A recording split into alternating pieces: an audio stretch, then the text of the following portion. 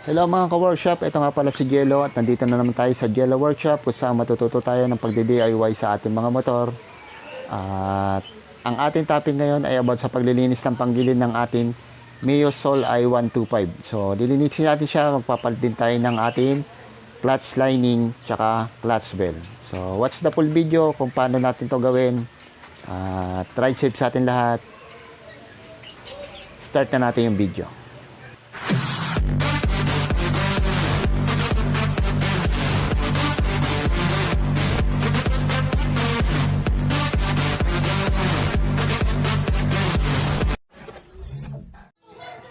So ayan mga ka-workshop, tanggal na natin yung kanyang crankcase cover, tapos alisin natin itong kanyang drive face, no? Gamit tayo ng Y-tools tsaka 17mm na socket, no? Socket wrench, no? Alisin natin muna siya.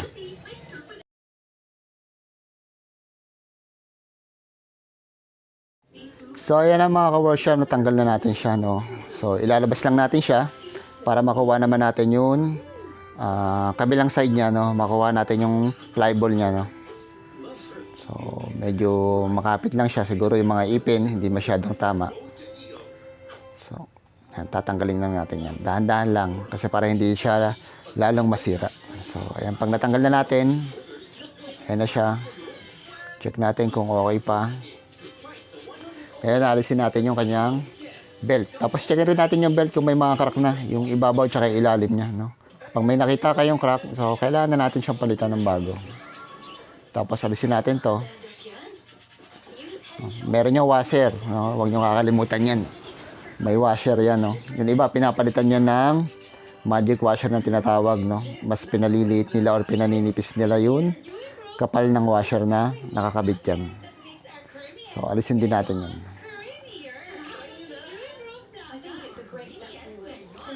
So ayan, natanggal na natin yung kanyang washer. Yan yung washer. Tapos tanggalin din natin to. So sa likod nito makikita nyo yung kanyang backplate tsaka yung kanyang flyball, no? Nandun siya nakakabit. So ayan.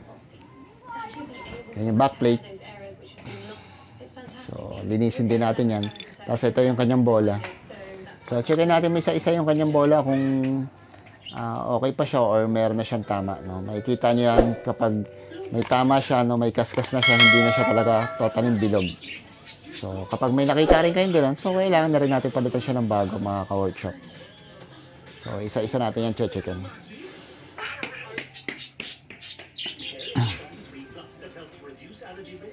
Tapos pag okay na siya, kakalasin na natin tong kabilang side, no. Itong kanyang may clutch bell, no. Ito sa may parting clutch na tayo, no. So gamit naman tayo dyan ng 22 or 24mm na socket to. Lagyan rin natin siya ng Y-tools. So ayan, natanggal na natin, no. May lalabas na natin siya, makikita rin natin kung madumi siya or kailangan na natin palitan din kung may sira na. So ito yung kanyang clutch bell, no. So papalitan na rin natin to kasi meron na siyang problema, no. Naging pakang kulay, yayamanin na siya. Kaya papalitan na natin to.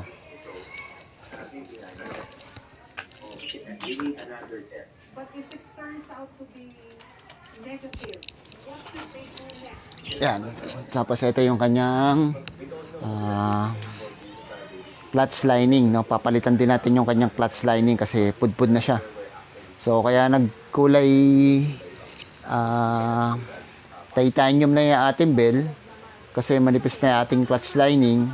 Ang nangyari sa kanya, so parang bakal na yung tumatama. Hindi naman totally bakal, no. Kaya lang manipis na siya, kaya uminit na lang gusto. So ito, kakalasin natin siya para mapalitan natin.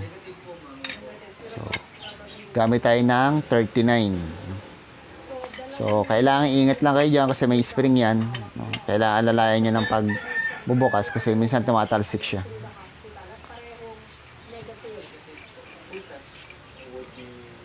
So ayan,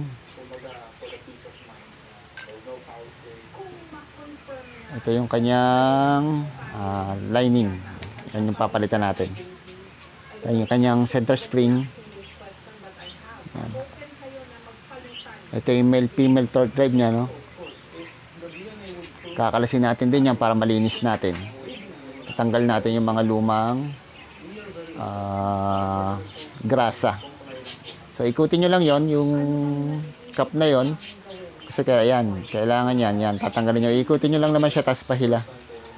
Para makita nyo to. So, meron niyang 4 na maliit na pin, no? Na nakakonect sa kanyang female, no? May 4 na pin yan. Tatanggalin natin siya. Yan. Yung bilog na yon. Yan. Ganyan yan pag naglalaro. Yan. Pag umaandar yan, ganun. So, nakita nyo, madumi na yung grasa, no? Kulay itim na. Tsaka malambot na rin siya. Kaya papalitan natin siya ng high temp na grease. So, ayan. Alisin natin to. Ito yung sinasabi ko sa inyo na pin, no? Tatlo yan. 3 pin yan. So, bunutin natin siya.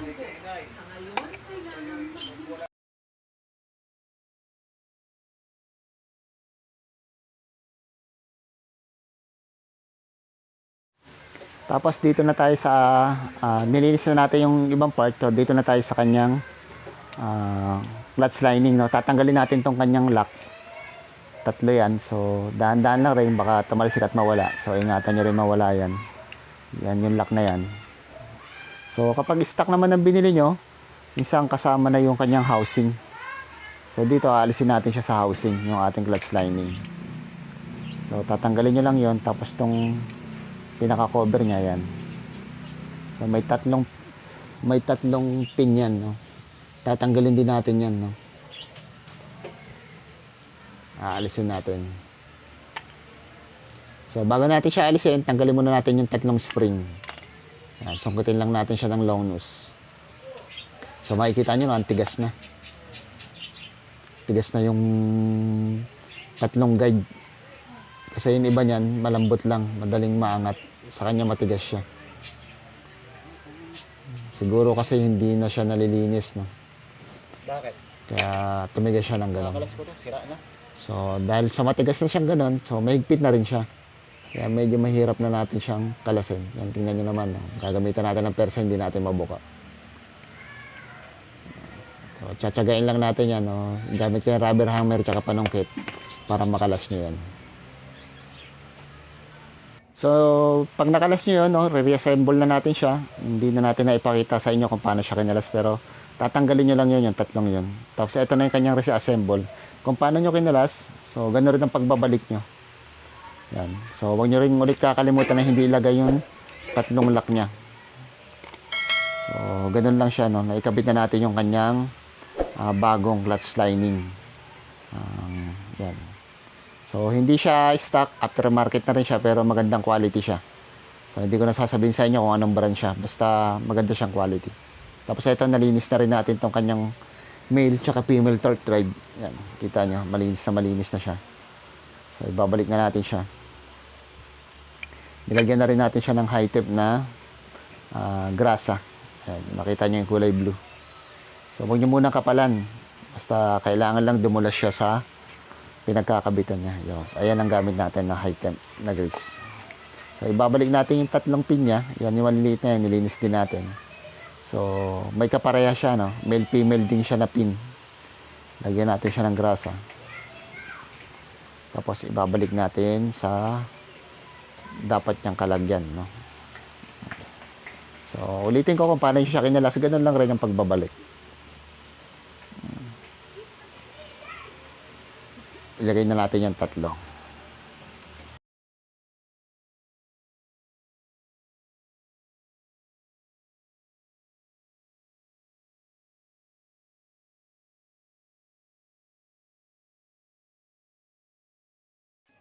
Tapos yan, lagyan natin ng grasa yun. Bakanting yun, yung space niya. Para mas madulas kapag naglalaro na siya or kapag umaandar. Yung mga ka-workshop. Tapos, ito pala yung kanyang rubber. Pasok lang natin siya. Yung rubber gasket niya, yan. Dyan lang siya. Huwag nyo kakalimutan yan, kasi pag kinalas nyo yan, yung iba nakakalimutan. Kailangan, kung ano yung tinanggal nyo, siya rin yung ibabalik nyo pagtapos. Tapos, yan. Kasi balik na natin yung kanyang cup. May cup stopper yan. Parang pinaka-cover niya dyan para hindi matanggal yung tatlong pin. So, linisin nyo lang, tanggalin nyo yung mga excess na grasa para hindi siya dumulas or kumalat.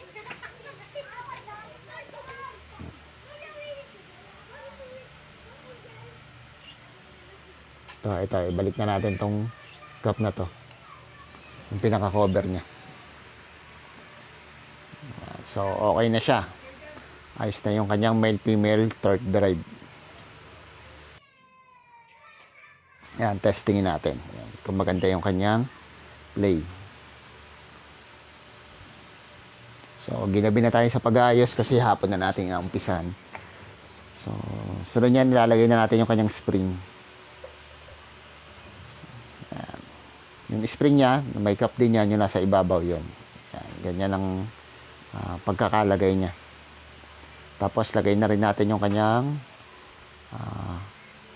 clutch housing, no? Kasama yung clutch lining. So, kailangan natin yan i-push. So, push natin ng ganyan, tapos alalayan na lang natin ng paa bago ilagay natin yung kanyang bolt, ay yung kanyang nut. Lagyan natin yung nut niya. Kapag nahigpitan niya, pwede nyo nang bitawan. So, higpitan nyo na lang ng socket wrench. Higpitan nyo lang siya mabuti para hindi siya kamalas kapag umaandar siya. So, yan ang kailangan, mahigpit na mahigpit. Huwag naman sobrang higpit dahil baka naman malos thread. Basta yung mahigpit na hindi siya kakalas. At saka ako nga pala mga ka-workshop, kung bago ka nga pala sa channel na to, huwag mong kakalimutan na mag-like, mag-share at mag-subscribe. At pahit na rin ang notification bell para lagi kayo updated sa mga bagong video ang ating upload. So, ito na yung bola. So, hindi tayo nagpalit ng bola, yun pa rin. Wala naman kasi siyang tama pa. Tapos nilinis na rin natin itong kanyang backplate. Ibabalik na rin natin siya. So, kailangan niya walang alog. Kapag nilagay niyo yung bola, tumaalog siya. So, palitan nyo na. Para hindi maingay yung panggilid niya. So, itong bola na to, 2015 model yung ating MSI. Hindi siya 12. 10 grams lang siya. So, yung mga mas mataas na model, ano na siya? 12. Ito, 10 grams lang ang bolang gamit. So, ayan, ibabalik na rin natin itong kanyang bushing. Ayan. So, ito. May washer yan sa likod. No? Sa likod ng backplate. Kakabit nyo yan. Tapos, pasok nyo na rin ito. Alalayan nyo lang ng kamay. Yan mga ka-workshop. Ganyan lang. Tapos, yung washer yan, may washer pa yan isa. Para dyan. Huwag nyo rin kakalimutan nyo kasi mahalaga rin yung washer na yan. No? Kasi pag hindi nyo nailagay minsan, nagkakaroon ng problema itong ngipin na nasisira o nababasag dito sa kanyang plate. Ayan, balik na rin natin yan.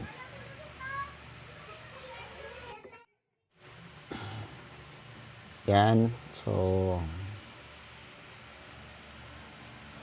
yan ang kanyang mga nut tsaka washer. No? Balik na natin yan.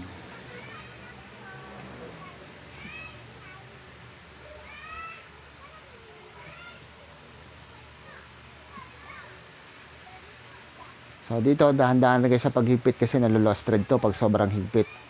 Sobrang ikot ng inyong nut, nalulost thread siya. Kailangan yung, alam nyo naman na hindi nyo na mapihit. So, matibay na yan, tsaka matigas na yan mga ka-workshop.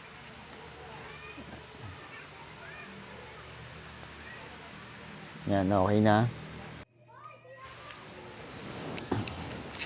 So, ito na yung ating clutch housing, no? Tsaka yung ating male-female torque drive. Nakakabit na yung kanyang belt, no? Kasi kailangan ikabit nyo yan ng ganyan bago mapasok nyo dun sa may pulley natin yung belt. Bago hilahin nyo ulit, papasok nyo itong housing nyo. Yan. Ganyan. Tapos lagay na natin yung ating bagong ayan. Yan yung pala yung may arrow. Yung kailangan gano'n ng pattern ng inyong pagkakabit ng belt. Yung may arrow, nandun siya nakaturo.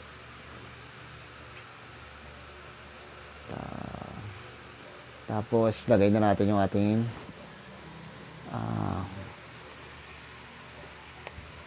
yung clutch belt. So, bago siya, stock siya ng Yamaha. Kasi pag nagpalit kayo ng inyong clutch lining, so, kailangan palitan nyo na rin inyong clutch belt. Lalo na kung aftermarket yung inyong clutch lining para maging hindi manibago, no? Hindi magkaroon ng drag. Kailangan bago rin yung inyong clutch belt para iwas dragging, mga ka-workshop. Tapos yan, lock na natin. Higpitan na natin yan.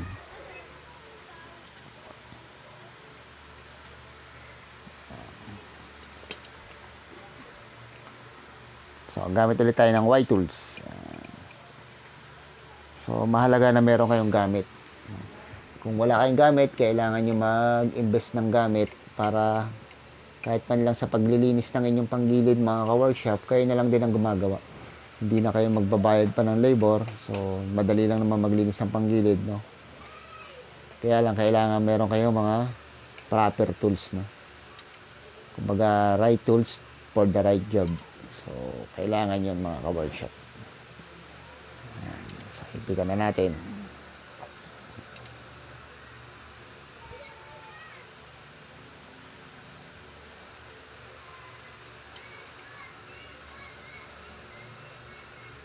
So, yung ganun lang. Kapag alam nyo okay na, no? Okay na yun.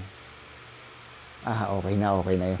Kapag alam nyo okay na yung higpit niya, hindi na siya masyadong maikot. So, ayos na yun. Huwag nyo nang pagkapilitin pang higpit na higpit kasi malo-lost thread. So, dito naman tayo sa kanyang nga pala, mga ka-workshop, meron tayong shop, no? Kung meron kayong gustong ipagawa, gusto nyo magpalinis ng panggilid o magpagawa ng wiring about sa inyong motor, magpa-full wave o kahit ano pang wiring, may shop tayo located at Barangay Poblacion 5, GMA Cavite, in front of Iglesia ni Cristo sa may barangay hall. So, pababa lang po doon. Pwede kayong magtanong sa mga barangay kung barangay tanod na naka-duty doon kung saan yung shop ko. So, safe na safe kayo kay malapit lang tayo sa barangay. Kaya, dayuhin nyo ako, mga ka-workshop. So, then, okay na. Nahigpitan na natin siya. Ang gagawin na naman natin ay paanda rin natin siya ng sandali, no? Para humigpit yung belt.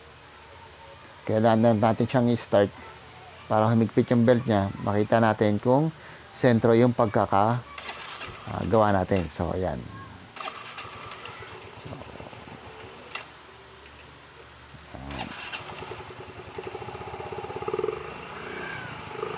Yan, nakita nyo, higpit na yung belt niya.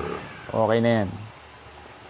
Huwag nyo lang bomba-bombahin ng bombahin, no? Kasi magkakaroon na rin ng problema yan. Nakakasira yan ng ating bearing. So, ayan na. Yan, higpit na yung belt. So, ayos na siya. Maganda rin pagkakahigpit natin ng ating motor. So, ibalik na natin yung kanyang cover. So, finish na tayo. Ganun lang kadali, mga ka-workshop, ang paglilinis ng panggilid, pagpapalit ng clutch lining, at saka clutch bell natin. So, okay na siya. Itetest na lang natin siya kung may dragging siya o wala. O nga pala, mga ka-workshop tips lang, no? Kung gusto nyong medyo may arangkada at saka may dulo, so palit kayo ng bola, mag-combine kayo ng bola. Pwedeng lagay nyo ng 10-11, 9-11 or 9-12. So, depende sa inyo yan kung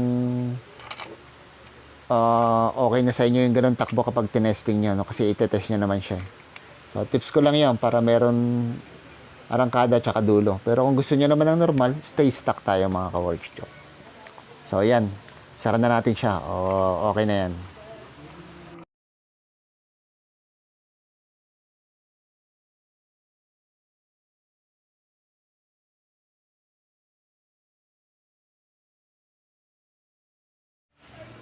Tapos na, naayos na natin yung ating panggilid. No, napalitan na natin yung dapat palitan. Ibalik na natin siya sa dati. So, yun lang. Sana may natutunan kayo, mga ka-workshop. At kung nagustuhan nyo yung video, huwag nyo kakalimutan na mag-like, mag-share at mag-subscribe. At pahit na rin ang notification bell para lagi kayo updated sa mga bagong video ng ating upload, mga ka-workshop.